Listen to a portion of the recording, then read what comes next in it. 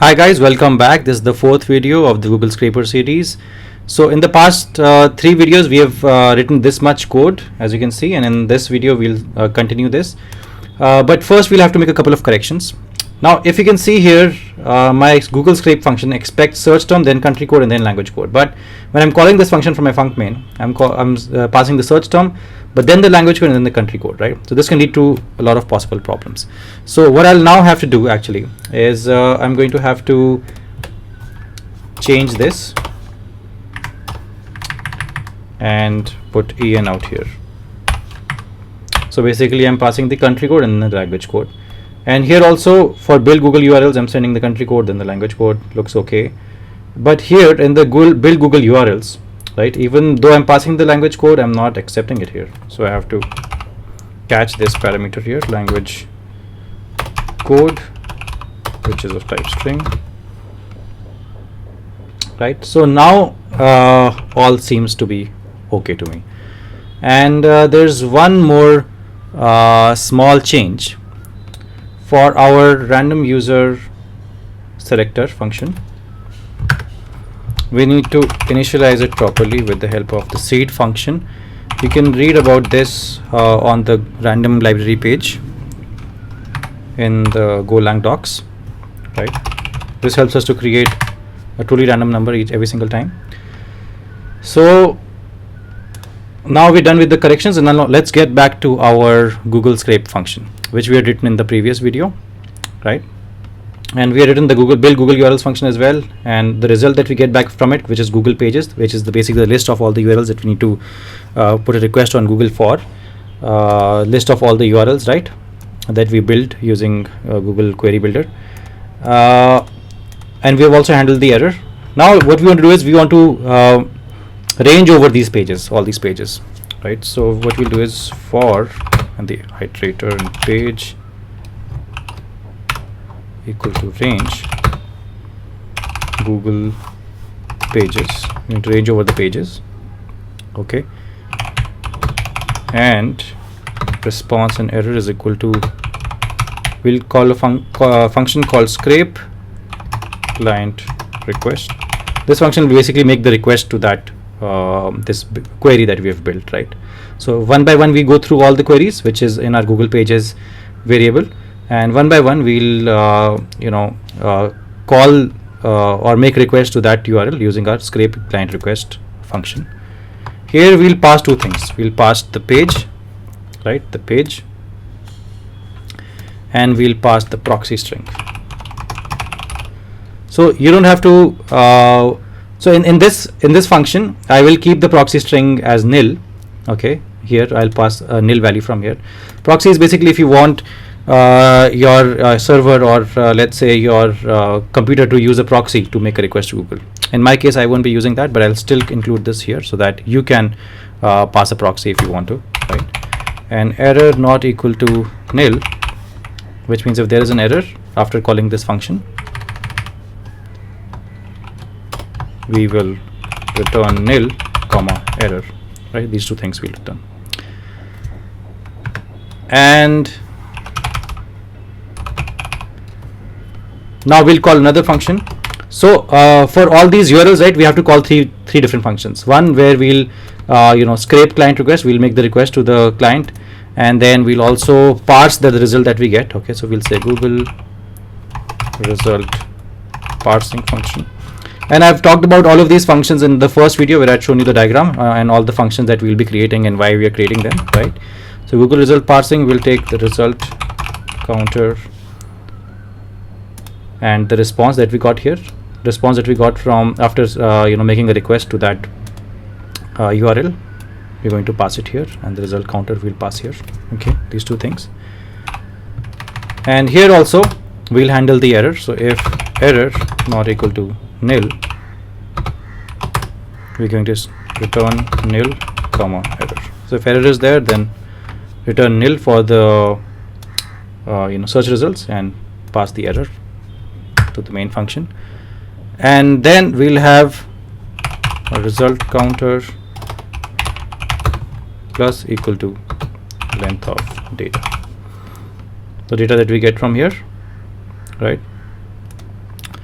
and now we'll go over this data that we get here from here, right, after passing the result, and we're going to append that into our result. So we'll say result, sorry, we'll go over that. So for result equal to range over the data,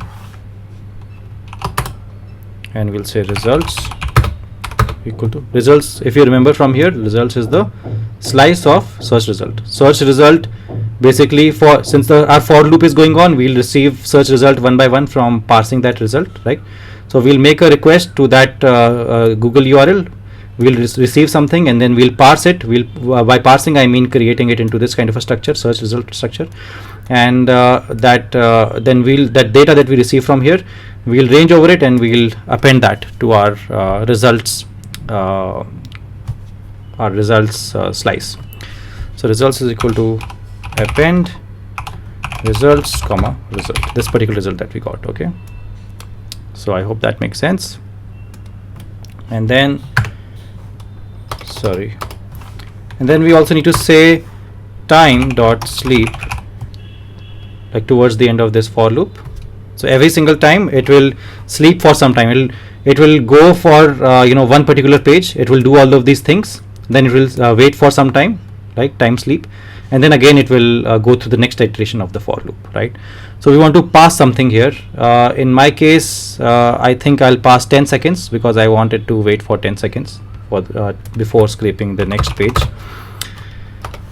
And in the proxy string, like I said, I'll pass nil in the proxy string, right?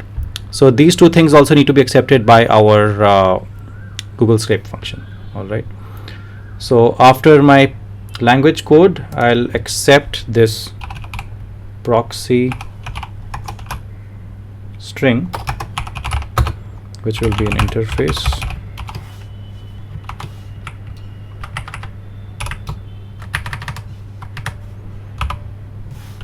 And the last thing after count that I want to accept is something called backoff. It will be type of int, and backoff is basically this, the 10 seconds that I want to pass here, right? So I wanted to sleep for 10 seconds before it goes to the next iteration of the for loop. So I'll say here time dot duration backoff, right, multiplied by time dot second. And from this function, as you know, we return two things: return results comma nil, right? So far so good. Now we want to start thinking about our three functions, which is scrape client request, Google result parsing. Actually only two functions, right?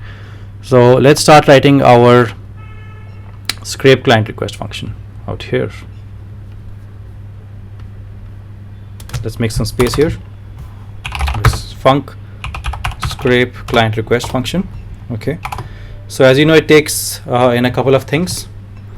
It takes the it takes only two things. One is the page, which is basically the search URL, right? It is a string search URL string.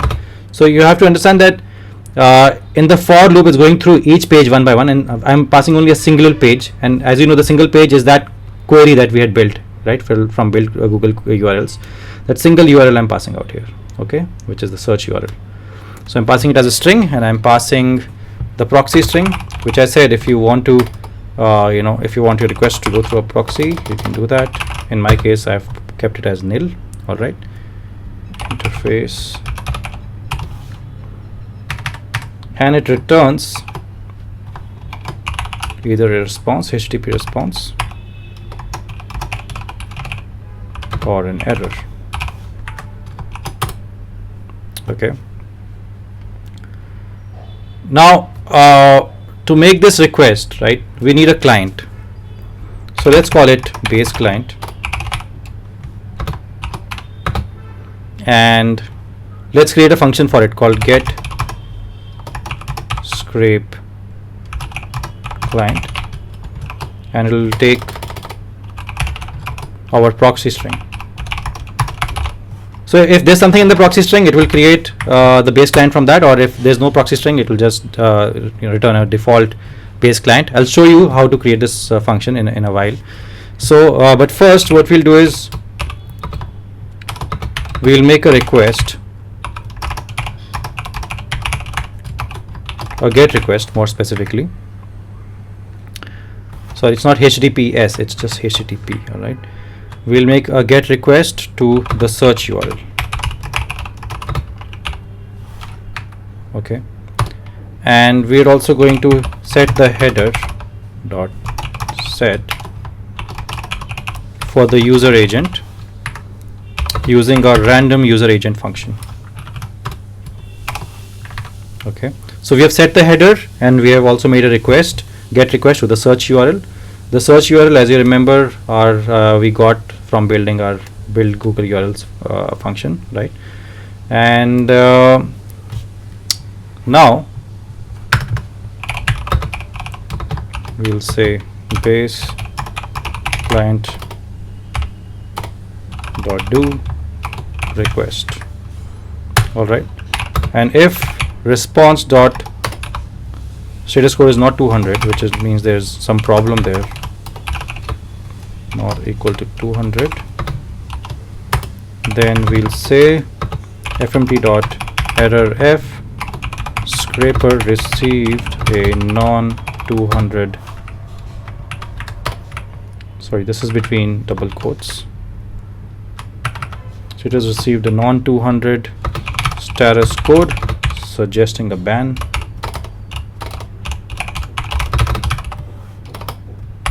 Okay, and if there's an error, you know what we do, we return a nil for the results and we return error, the error itself. Okay, and